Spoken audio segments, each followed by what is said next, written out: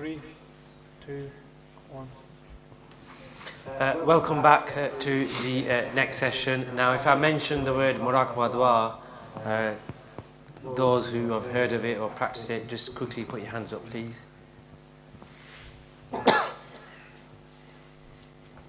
So that's probably most people. So this session will first go through what is the methodology of Muraqabah dua, what it is and how you do it.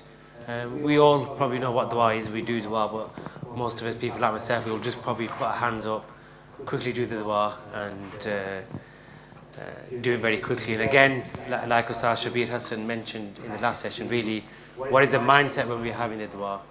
Is it, let's just quickly say the words and Ameen and off we go?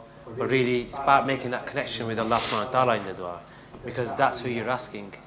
So how do we do that? How do we actually improve that dua?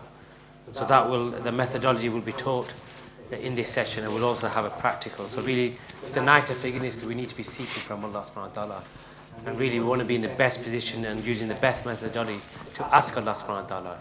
Are we genuine about asking forgiveness? So is it just, Allah please forgive me, and we do the same thing every single year? Or are we actually genuine about this forgiveness that we're trying to seek and wanting to change our lives? So without further ado, I shall hand over to Ustadh Shabbir Hassan. بسم الله الرحمن الرحيم الحمد لله رب العالمين والصلاة والسلام على أشرف الأنبياء والمرسلين وعلى آله وصحبه أجمعين أما بعد. So we did mention at the beginning that this is going to be an intense session. You guys are here, you're tired, but we feed the body throughout the year. Now it's time to feed the spirit. So it is important that we sit this session, all the sessions, and we really push ourselves to see our limits. How much can we really take? And we need to know this. You can't know this until you push yourself. Like for example, somebody runs 5k, he's jogging, whatever, but he doesn't know his limits if he's continuously just doing 5k. He doesn't know he can do 10k. He doesn't know he can do 15k. He doesn't know he can do, half a marathon or a full marathon. How will he know that? So this is like a marathon, isn't it? You came for the 24-hour retreat. You think today's intense, wait till tomorrow. That's even more intense. So, but this is good, because when you leave here, your spirits will be refreshed, and you can sleep as much as you want at home. When you go home, the sleep, you can sleep 8 hours, 10 hours, whatever. But what will happen from here is, you will go with a different sense, a different mindset, a different motivation that will come into your life. That's if you're really, really dedicated, because wherever your hearts and minds are, that's where the reward you will get. So if you sat here right now, you're physically present but mentally absent, then wherever your mental state is, that's what you're going to get. That means you won't get anything. So you have to be physically present and mentally present to get the reward. So the body, mind, heart, everything should be here, present. Not that, I can't wait to get into bed. My bed is waiting for me. And you're having muraqabahs, not muraqabah, but in the presence of Allah, but muraqabahs about your bed. So this is the way I'm going to sleep, or this is how long I'm going to sleep. So, inshallah, So, Muraqabah dua, meditation of supplication. So, it's very important that we know how to actually make dua to Allah subhanahu wa ta'ala. Everybody has their own concepts or idea of making dua. But the real way shown by the mashaykhs, by our blessed teacher, on how to make the proper dua. There's many a times we just put our hands out and we're speaking to Allah, and then we're not even present. We're not even in the presence of Allah subhanahu wa ta'ala. So it's important. So before you begin your muraqabah dua, so this is very important. Like, you know, when we make dua after salah, we just like put our hands out and we just making it. But this is important that you have to have these three keys. And I mentioned earlier, these three keys will play an important role in your lives. Every single moment in your life, they'll play a very, very important role. And this is what you need to force yourself to do. Not just to talk about it, but force yourself. Force yourself to remember Allah. At the beginning, it might be difficult or forgotten, you know, or you get busy in the dunya, or you get busy at work. But the moment you lose that focus and the moment you remember, bring it back again. Bring it back and try and stay longer in Allah's presence. Then you'll become second nature. You'll be embedded into your heart, and before you won't even need to think about this. It'll just be there all the time. You'll be in the presence of Allah. Whenever you get up in the morning, you're in conversation with Allah. Throughout the day, you're walking, you're in conversation with Allah. You're working, you're with Allah. So Allah is with you all the time. And this will come if you practice this. If you practice this on a regular basis, every day you practice, and you'll see that this will come, inshallah. So then after you've had the mindset, the three keys, then Bismillah ar-Rahman ar-Rahim. Obviously we're going to go through this practically as well. The Astaghfirullah 3 times. And then Durood Sharif 3 times. It can be any Durood Sharif. So this is just a translation of the Durood Sharif. Then La hawla wa la quwwata illa billah 3 times. Everybody knows this, isn't it? So now close your eyes and imagine the name of Allah is bright in the sky. So you're there, underneath there, and the name of Allah is bright in the sky. Then the light is spreading everywhere, and it is touching your head as well. So imagine that the light is spreading everywhere and touching your head. Through your head, the light is penetrating to your heart. So your heart starts to shine and beat with the chanting Allah, Allah. So the light is coming down into your heart, and then your heart is doing the zikr of Allah. Allah, Allah, Allah, Allah. Not your tongue. So your tongue will remain silent, it's just your heart. So here, so now the name of Allah is forming in your heart, and the heart is chanting in the name of Allah. Now the whole body gets filled with light. And now imagine everything in the universe is reciting Allah, Allah, Allah.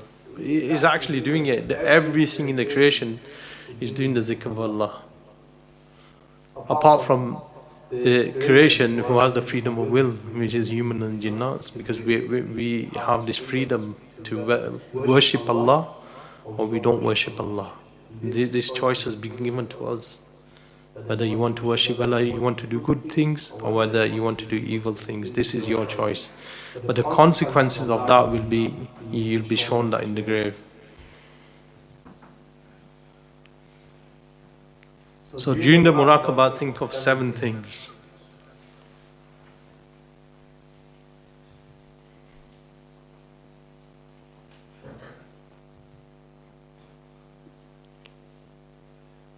So 7 things, so 7 major sins that you have committed. So from your life, from wherever your lifestyle was from back then, and you might be pious and righteous now, but what about all the things that you committed in the back? Have you even repented for that? All of the things that you know, so bring that into your mind and present it to Allah subhanahu wa ta'ala. Because some of these things that you've not repented for can have an effect on you today, this day and age. It can affect you today because you've not repented for that particular act. back in the day when you were a gangster, when you were a dealer, or whatever you were doing. I'm not saying you were, but I'm just saying whatever anybody was doing, you have to repent for that. And if you violated somebody's rights, then you have to, if you've borrowed somebody's money and you've kept hold of it and said, oh, well, I'm a Maulvi now, I'm changed, I don't need to give that money back. Yes, you do. Whatever you've taken, you need to give that money back. If you backbited somebody, you have to say sorry to them. You have to, these things, or regarding the creation. Now, if you've done anything with Allah, Allah is merciful, Allah will forgive. But for the creation, you need to seek forgiveness from the creation. So bring all of these things into your mind and present it to Allah subhanahu and ask, what is this night? Night of forgiveness. Remember, this is a big opportunity, especially tonight, in the night of forgiveness. And then 7 blessings that Allah has bestowed. We have blessings day in and day out, but we don't remember Allah. Even relieving yourself in the toilet is such a big blessing. Ask them people who are constipated continuously. Sometimes even babies, when they have to take them to hospital. And look how Allah is making it easy for us. People who can sleep, ask them people who have insomnia that they can't sleep. Day in, day out, they're trying to sleep, they're taking sleeping tablets, even then they can't sleep. Once I saw a person and he had something wrong with his body, and the only way he can get to sleep is he has to sleep on a chair. No bed. So for countless number of years, he just sat on the chair, sleeping. And when I saw him, I just felt, inside my heart, I felt so sorry for him. That we get to sleep in a bed and he can't even sleep in a bed. And Allah has made it easy for us, giving us this sleep. And think about, the clothing and the food we have. To think of, we know people back home, Pakistan, Bangladesh, India, wherever. You've seen poor people in poverty, they don't have enough to feed their children, and sometimes they even, there's a family that committed suicide because no food. People commit suicide because they don't have any food. And Allah has blessed us with so many blessings. So think, when you're in the Muraqabah, think of all the blessings. Allah has made us a believer. Allah has made us a human being. Allah has made us the ummah of Rasulullah. Allah could have made us into an ant that people stepped on. Just think that Allah has chosen us. So many blessings. But you have to remember yourself. You have to start creating these things inside you and think, okay, what blessings have I got from Allah subhanahu wa ta'ala? Like I mentioned earlier, nothing belongs to us. If it wasn't for Allah, nothing would be ours at all. These are all gifts from Allah. The houses that we're living in doesn't belong to us. The body that we have, it doesn't even belong to us. The energy we have in this body, it doesn't belong. Allah's given it to us. People can't even get out of bed because they have no energy to even get out of bed. And then mental state. People have dementia, they can't even remember their own family members. And here we recognize everybody, and we know we are stable. And there's people who see things and hear things which are not there. They're living in a world of psychosis. I work with mental health, so in a world of psychosis, they see and hear things which are not there, and they actually believe that it's there. They believe that somebody's chasing them. So this mental state that we have, that mentally we are stable, is such a massive blessing from Allah subhanahu wa ta'ala.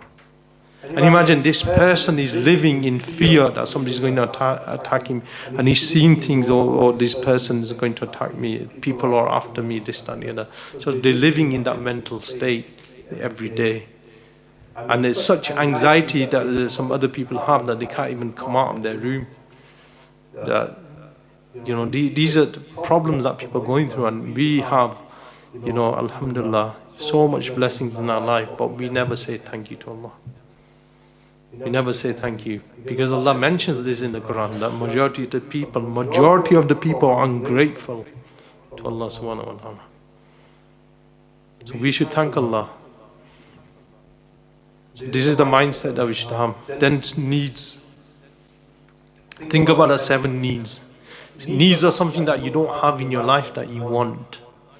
Why is it that you want? For Allah it's easy.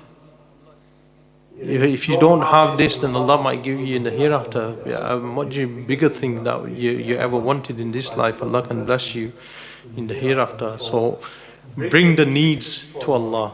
It's very, very important. We go here, there and everywhere asking people, can you help me? Asking this person, can you help me?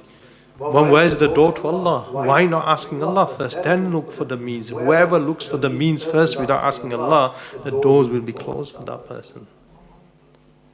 So you have to ask Allah first. Allah, I'm in need. I need your help. Please help me. Then start looking. Start bringing friends, family. So ask Allah for help. And this is the reason why things don't get done in our life, because we're not asking Allah. And the next part is the problems. So think of problems. Problems is something that you have in your life right now, you don't want it anymore. So needs is something that you want in your life. Problems is you have something in your life which is there. When people have problems, where do they go? Yeah, it's like bubbling up inside of you, but where do you go? You go to the doctors. You go to a therapist. You go to agony aunt or whoever you go to, and you say, I've got this problem, I've got that problem, blah blah blah, this is affecting me, that's affecting me. Then why not speaking to Allah? Why not speaking to Allah about your problems? Why are you going to every person here, there and everywhere, telling the whole world like a news reporter that I've got this problem, that problem? Ask Allah first. Ask Allah. So bring your problems towards Allah subhanahu wa ta'ala, because He is the only one who can remove the calamities in your life. So it is Allah who can remove this. Anybody else that helps you, they're just a means sent by Allah. Always remember that. He's not that person doing it, but he's been sent by Allah to help you. And why would you not ask Allah first? And then the last one is to seek guidance. So think about 7 big decisions that you need to make and ask Allah be exalted for the best course of action. We're always continuously day in, day out. We have so many decisions to make. First of all, we don't do Salatul Istikhara, which is given by the Prophet Sallallahu Alaihi Wasallam. They pray 2 rakats Istikhara, make the dua, and then pursue that matter. If it's good for you, then doors will open up. If it's not good for you, then something will happen, doors will shut. So we don't do that in our lives. So that business deal that's gone wrong, why has it gone wrong? Because you didn't ask Allah first. You didn't do what the Prophet ﷺ told you to do. Then we lose so much money. And then you've only got your own self to blame. If you had asked Allah for, Allah would have protected, Allah would protect you. Allah will look after you. Allah will make the decision for you. What is istikhara? That Allah will make the decision for you. What is good for you, He will give to you. If it's not good for you, Allah will give you something better. This is a dua in istikhara. So here you seek guidance, any decisions. It doesn't have to be all Islamic decisions, any worldly decision that's affecting you that you don't know what to do. For students, for example, which course should I take, which university should I go, what job should I take, or what should I do? But everybody has their own problems and their own decisions that they have to make in their lives. So ask Allah. This is a personal, you're having this personal contact with Allah. So each individual person here, he's having that personal relationship, that personal communication with Allah subhanahu wa ta'ala. So so each one of yours will be different to mine. So everybody will have their own way of communicating. And then lastly, inshallah, reliance upon Allah. So at the end, combine all of your needs, your problems, your difficulties, your worries, your concerns, and rely on Allah's power and knowledge, as He's our Lord and our Creator, and you turn only to Allah. So Allah mentions this in the Quran, that Allah loves those who rely upon Him. Simple concept. Allah loves those who start relying upon Allah. Relying upon Allah means you try your best with the means that you have, and then you know the ultimate decision maker is Allah subhanahu wa ta'ala.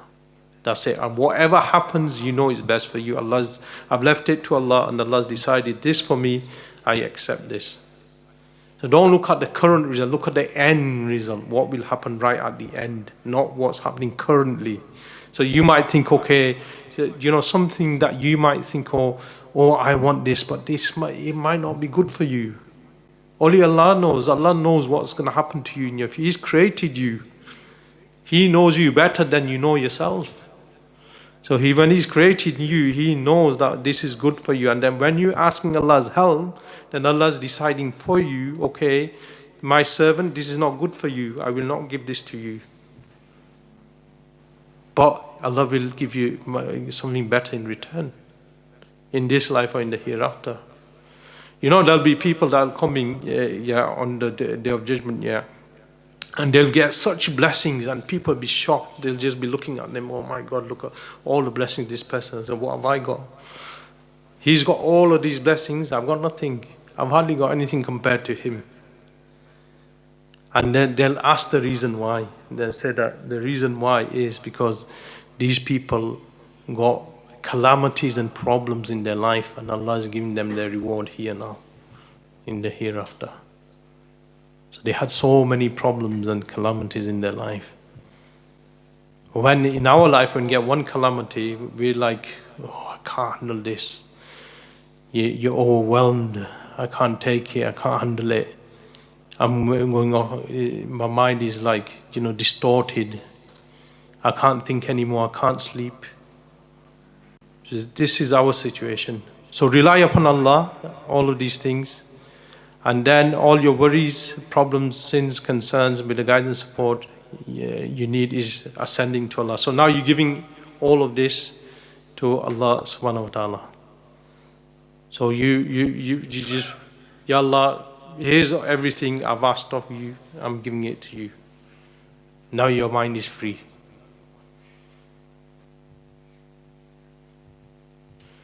So that's, so this is just like a summary of what we did, inshallah. I think we end here now, inshallah.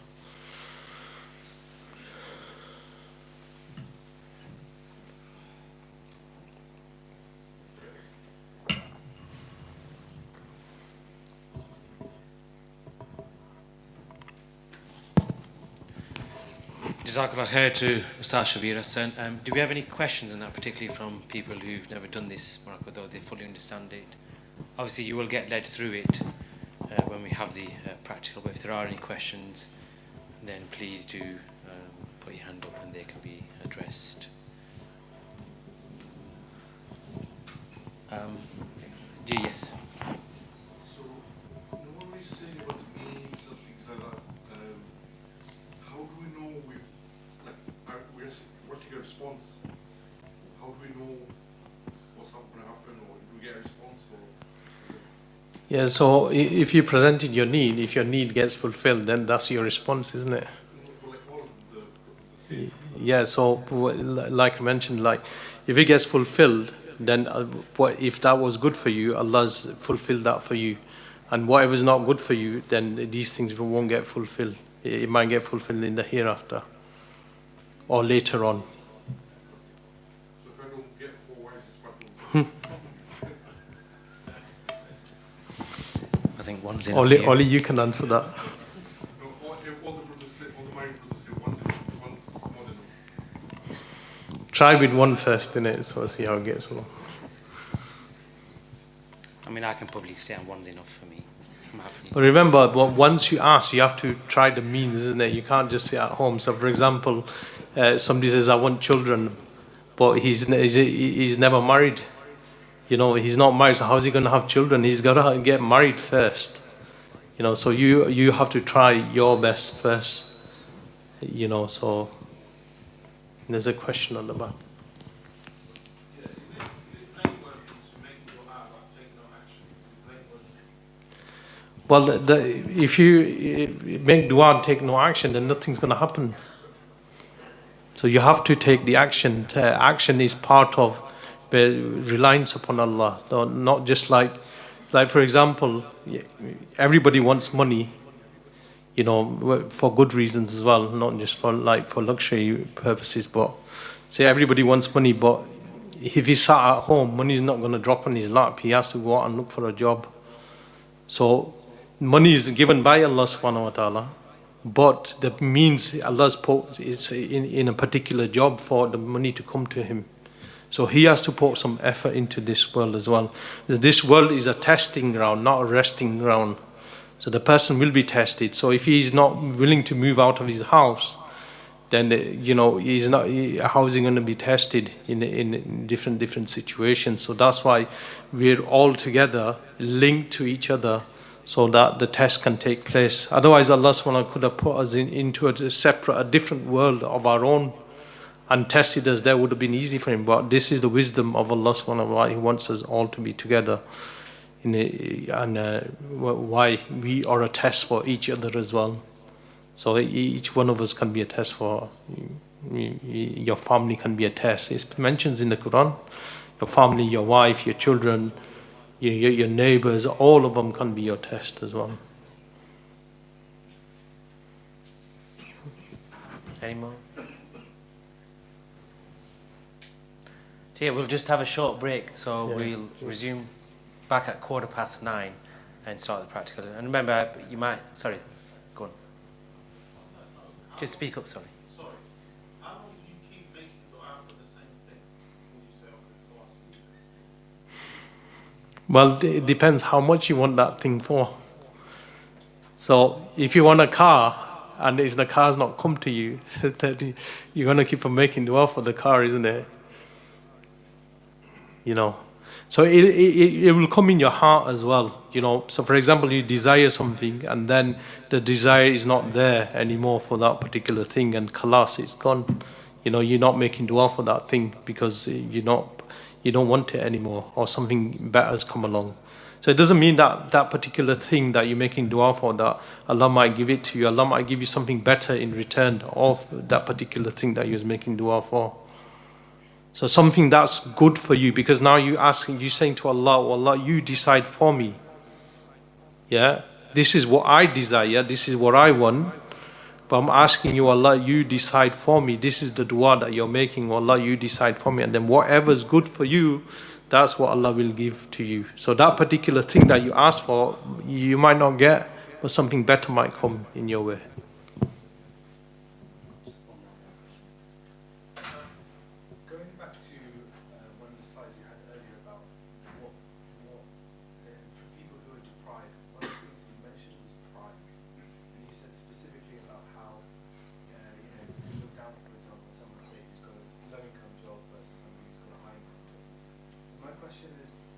Let's say, take the case of someone who decides they get an offer to work in a shop versus someone who spent 3 years studying and then as a result they achieve that high job. How do you balance being satisfied with the fact that you've stayed the course with Allah subhanahu wa ta'ala's permission versus someone who's just taken the first opportunity? Well, so for example, whatever comes in your life, so whether it's a better job or a lower paid job, so whatever your heart's content with, you know, where your heart's content with Allah subhanahu wa ta'ala, that whatever's. But there's no harm in looking for higher jobs as well, and there's no harm in wearing clothing which are expensive according to your means of income, or driving a nice car. There's nothing wrong with all of that. That's not pride. Pride is when you're looking down upon somebody, that I am better than that person, that I'm more educated than him. I have or somebody who's stronger than another person, say I'm more stronger than him. So he's looking down upon that person. That is pride. So the person is saying, oh, I'm better than you. Like Shaitan said, when Shaitan was told to bow down to Hazrat Adam alayhi salam, he said, I'm better than him because I'm made out of fire and he's made out of clay, so I'm better than him. So he had that arrogance and pride in him that he was better than, so he looked down upon Hazrat Adam alayhi salam. So this is pride isn't something that you can have the highest job and be a professional, have income of 50, 100k, whatever you want. That's not proud. Being proud, okay, you're happy and everything that you've got this kind of job, and you can utilize that money in good means as well. But that's not pride in itself. TK, I think we'll close this session now, so if we can recommence at 9:20, please, and then we can obviously make benefit of this blessed night. So we shall resume back at 9:20. Jazakallah khair.